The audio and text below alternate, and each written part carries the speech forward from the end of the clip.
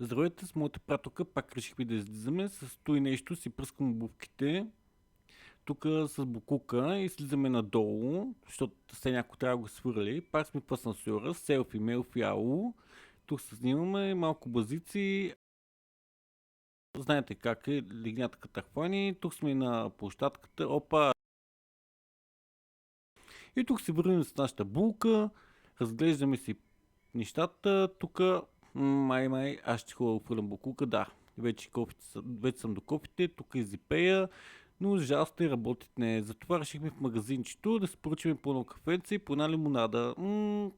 Сега ще пробваме вкусната лимонада. Да, вкусна е.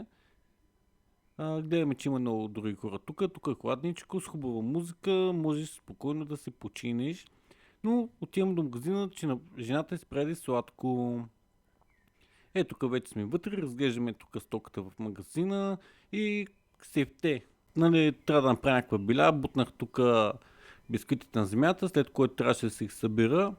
Някой може да им каже и за тези работи да са вкусни. Тук вафлички си взехме, жили бонки и вече се прибираме. Виждате на площадката има деца. Опа, ама ние ще заобиколим тук.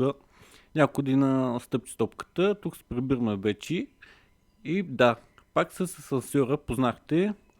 Тук жената се прави селфите пред огледалото. Това не е любимия асансьор. Как? Може ли? Тук вече сме в коридора на нашия етаж. Тук се правя на фики. Алеле. За жал само това знам от на фики песните. И време е вече за почивка. Седна тук на дивана малко да се почина и ще работя по видеото, а вие ни последвате за още видеа.